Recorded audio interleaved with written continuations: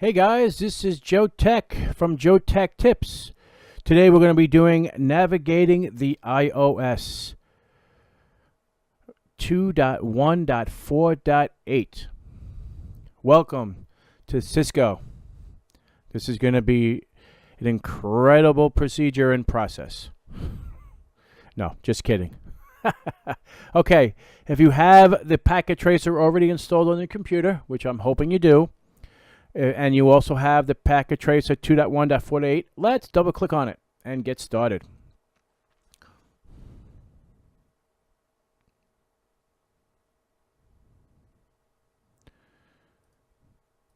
Move this over here, move this over here, and we'll get started. Again, this is 2.1.4.8 for people who are skipping ahead. Okay, this is pretty much just navigating the iOS. Just try to understand the features and functions of the device that you're going to be connecting to. This is a lot of fun, and it should be very interesting. This is going to be great. So as you can see, it looks a little intimidating, but it's pretty much exciting. If you've never done it before, you'll learn a lot. So let's get started. Background. In this activity, you will practice skills necessary for navigating the Cisco iOS, including different user access modes, various configuration modes, and common commands you use on a regular basis. You will also practice accessing the content-sensitive help by configuring the clock command. Okay, so we're going to learn how to set the clock. And we're going to go through every option here. We're not going to skip at all because you need to know every little bit of information that is here. Part 1, basic connections, accessing the CLI, which stands for Command Line Interface, and exploring help. In part 1 of this activity, you connect a PC to a switch using a console connection and explore various command modes and help features. Step 1. Connect PC1 to S1, which uses a console cable. Now, on the far left, as you can clearly see, there is a PC and a switch. So we're just going to focus on the console cable, and you have to click on that orange lightning bolt, and you select that, and then you see a plethora of options here, and they look intimidating. So the only one we'll be using is the blue cable. So we click on that, we take the mouse pointer at this point, or looks like a cable, and we go over PC1 and click on it once. You will see 4 options come up. The only one we're interested in right now is the RS232. So you can clearly see you have USB port 0 and 1 and fast Ethernet, which is a network connection. So we're only interested in RS232. So we click on that. Then we go to the switch one, highlight this, and you can see we have a lot more options here, but we're only interested in the console. So we click on console. Now we're connected. The PC is connected to switch one via the console cable. Okay? So now, step 2. Establish a terminal session with switch 1. Click on PC1 and then select desktop tab. Let's go do that. Click on it, and there's a desktop tab.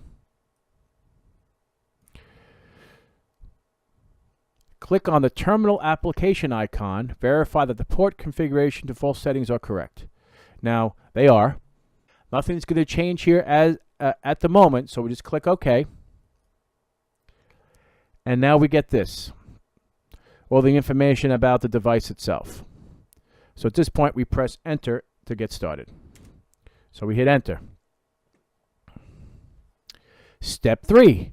Explore the iOS help, which means the question mark. Now, the question mark is going to be your best friend throughout this course. Just remember that. Now, let's move on. The iOS can provide help for commands depending on the level being accessed.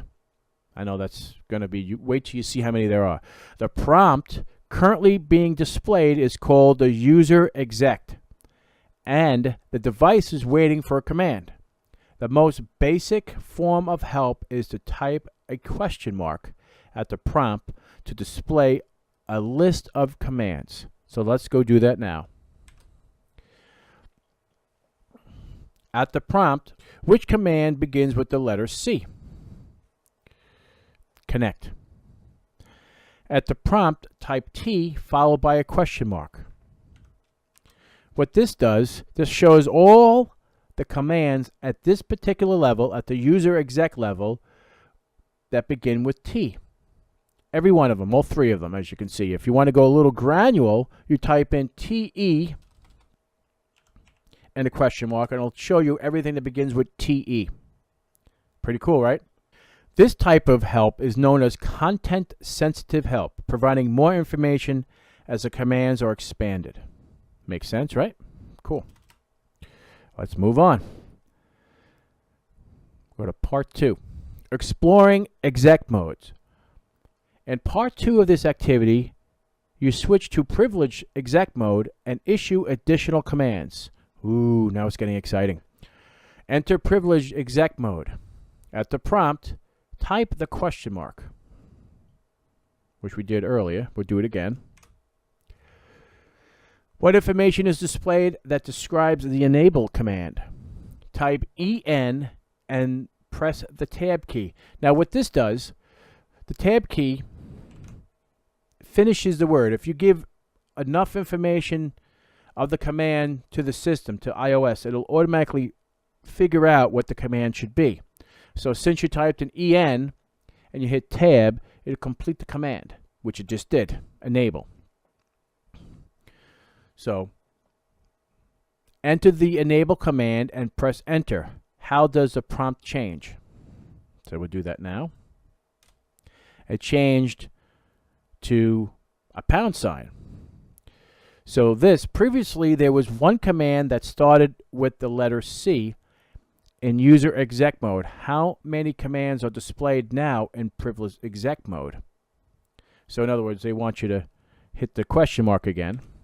And now we have a plethora of options. So now you see the list of commands in user exec mode. Now we're in privileged exec mode. So now we have a ton more. Hold on, we have to hit the space bar to continue so you can see the remainder of them. So now, look how many there are. Don't get freaked out. I mean, you'll be using majority of them throughout the course that you're in college or whatever class you're in. But you'll learn. This is just kind of giving you basic help to understand the process here. So let's continue. Step 2, enter global configuration mode. One of the commands starting with the letter C is configure. When in privileged exec mode, type either the full command or enough of the command to make it unique along with the tab key to issue the command and press enter. So if we typed in, I'm just going to tell you what you should do because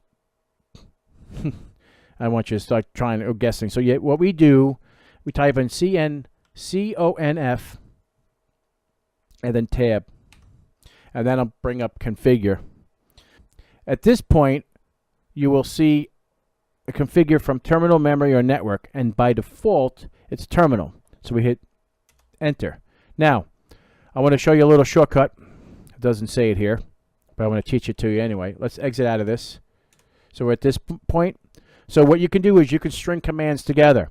So you can type in CNF space T and then hit enter. And it goes right through it without getting that option of terminal, memory, network option. It goes right to the config.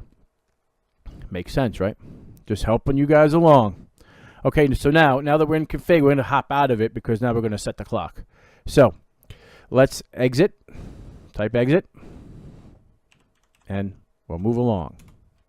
Part 3, setting the clock. Use the clock command to further explore help and command syntax. Type show clock at the privilege exec prompt, which we're at. When we see a £, we know we're at the privilege exec. So we go show clock.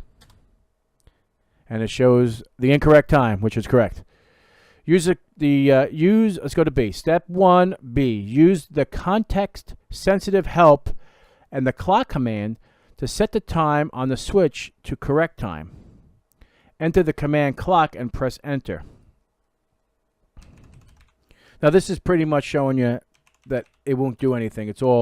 These are all mistakes. So there's certain syntaxes that you have to use in order for this to work properly. So if we just scroll down to what we need to do, it'd be easier than learning the mistakes. What we need to do is we're just going to scroll down and go clock set. So clock set and then the time. So we'll say it's 10:30 in the morning now, which it is. So we go 10:30:00. So the time, and then we go with the day next. So it's the 24th Jan 2017. So that's the proper syntax to set the time and date. Enter. So now we can go show clock, and it'll show the correct information. Pretty cool, right?